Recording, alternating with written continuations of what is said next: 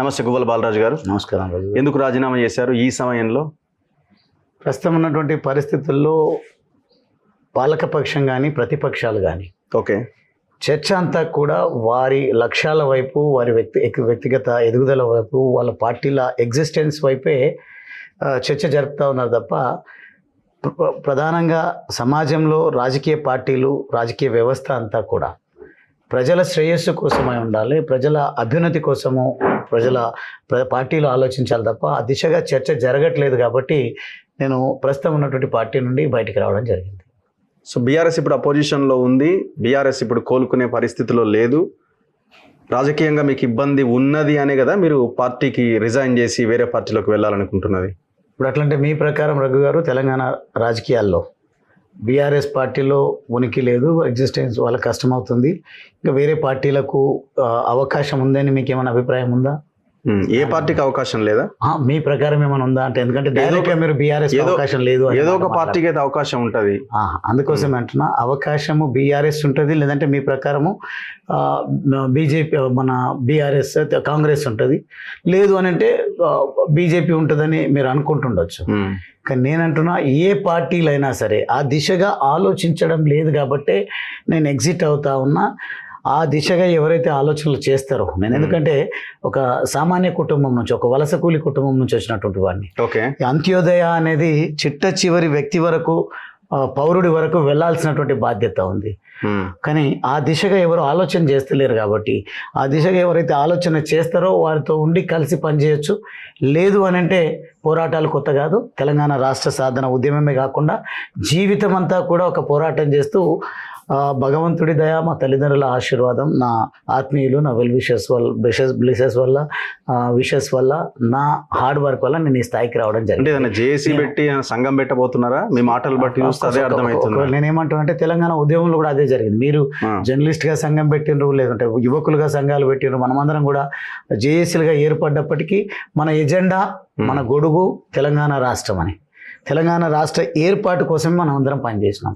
నేను ఇప్పుడు అందరినీ నా కెపాసిటీలో ఆలోచింపజేయాల్సింది ఏంటి అని అంటే, ఏ పార్టీ అయినా ఉండొచ్చు, ఏ సంస్థ అయినా ఉండొచ్చు, ఈ చర్చ ప్రజల అభ్యున్నతి కోసము, ప్రజల శ్రేయస్సు కోసము, ప్రజల ఆకలి తీర్చే అంశం వైపు చర్చ జరిగే విధంగా నేను అయితే మీరు అన్నట్టుగా జేఏసీ లాగానో, లేదంటే నాలాగా పార్టీల పని విధానాలు నచ్చకనో, లేదంటే పార్టీల పోకడలు నచ్చకనో బయటకు వచ్చేవాళ్ళు, బయట ఆయా పార్టీలలో ఉంటూ నాలాగా డిఫర్ అవుతూ ఉన్నటువంటి వాళ్ళు అందరూ, ఒకవేళ నాకు కొంతమంది అయితే నాకు ఐడియా ఉంది, వాళ్ళందరితోనూ కూడా వాళ్ళందరితో మాట్లాడి మేము ఈ మిగిలిన కాంగ్రెస్ బీజేపీతో మాట్లాడుతూనే ఈ నా ఆలోచన విధానాలు ఉన్నటువంటి వాళ్ళు ఎవరైనా ఉంటే వాళ్ళందరితో కూడా చర్చించి, మీరు ఒక 6 monthsలోనో 1 yearలోనో ఇంకొక పార్టీలోకో ఇంకో రకమైన నిర్ణయం తీసుకోవాలనే ఆలోచన చేస్తే మీరు ఈ రకమైన వాదన చేయొచ్చేమో.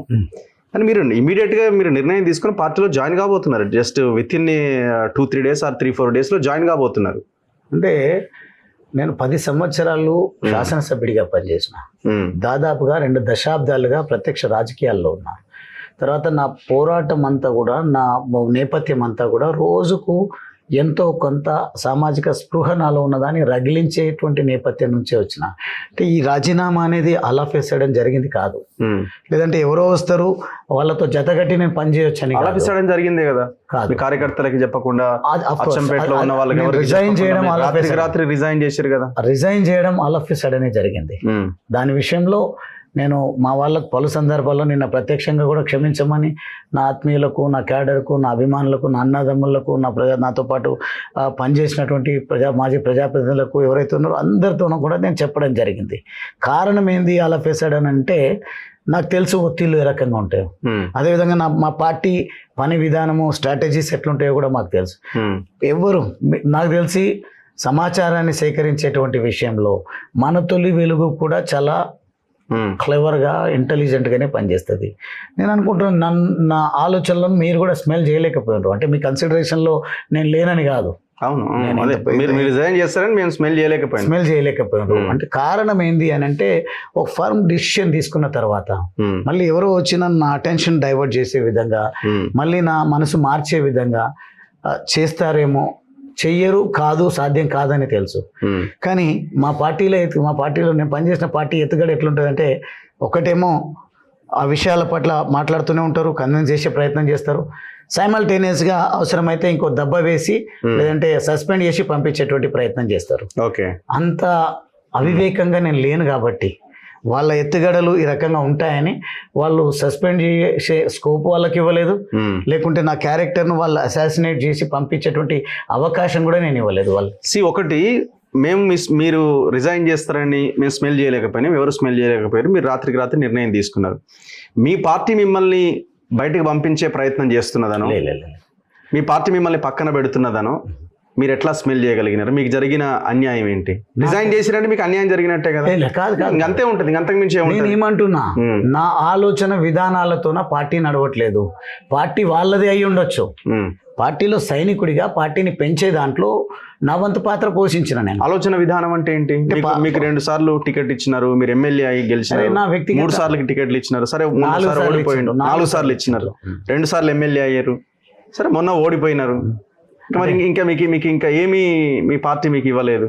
నేను పార్టీలోకి వచ్చి లేదంటే రాజకీయాల్లోకి వచ్చి నా అవకాశాలు వస్తే చాలు, నా వ్యక్తిగత గ్రోత్ ఉంటే చాలు, నా కెరియర్ బాగుంటే చాలు అని ఆలోచించే నైజం కాదు నాది.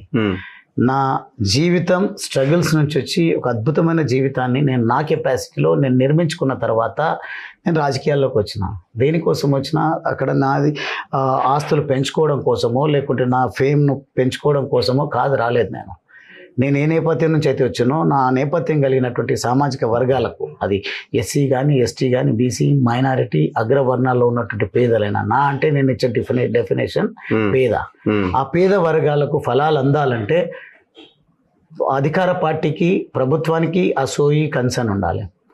లేదు విస్మరిస్తుంది రూలింగ్లో ఉన్నటువంటి పార్టీ అని అంటే ప్రధాన ప్రతిపక్ష పార్టీ, ప్రతిపక్ష పార్టీలు ఏవైనా సరే ఆ దిశగా ఆలోచనలు చేయాలి. కానీ ఒకరి ట్రాప్లో ఒకరు పడిపోవడం, అందరు కలిపి మొత్తం మీద ప్రజలు ట్రాప్లో పడేస్తున్నారు.